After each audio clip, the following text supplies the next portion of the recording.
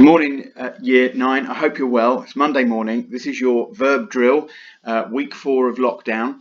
As before, we've got a number of subject pronouns that I'd like you to use, 1 to 6 on the left-hand side, and over here, the verbs that you're going to be changing into a variety of tenses. So we'll begin with number 1. I'd like you to use the subject pronoun je, and I want you to use habiter, and I want you to use it, please,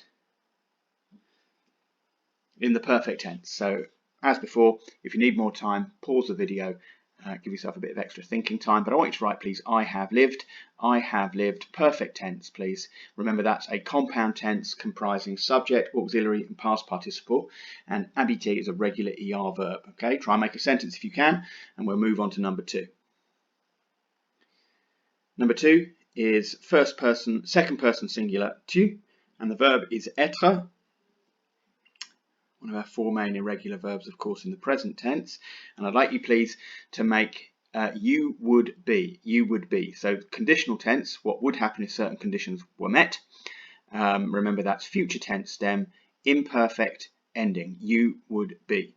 Okay, and if you have time, and if you're able to, it'd be quite nice if you write a sentence using you would be. If you had the choice, you would be something. Number 3, third person singular, il or elle, you're going to be using the verb faire.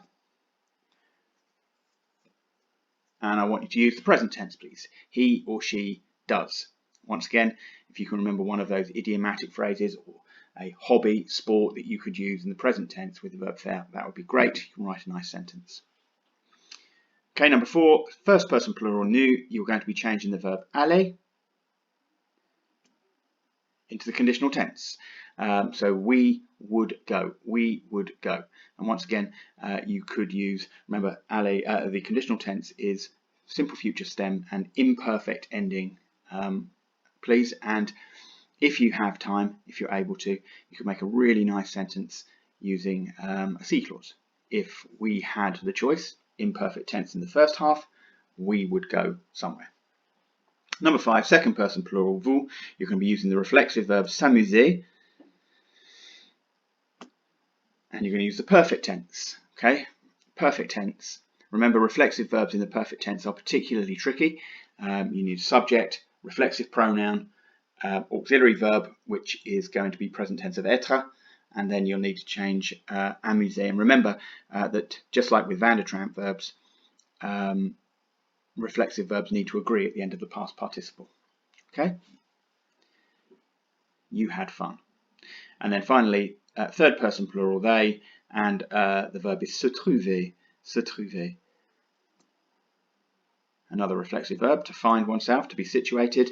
They will find themselves, they will be situated. Okay? So simple future. Here you're going to need the subject pronoun, reflexive pronoun that matches the subject pronoun, and then you're going to change trouver into the simple future. And remember, the stem is going to be the infinitive, and then you'll need to add an ending. Okay, so the answers will be on the lesson that I distribute to you today, and best of luck with it.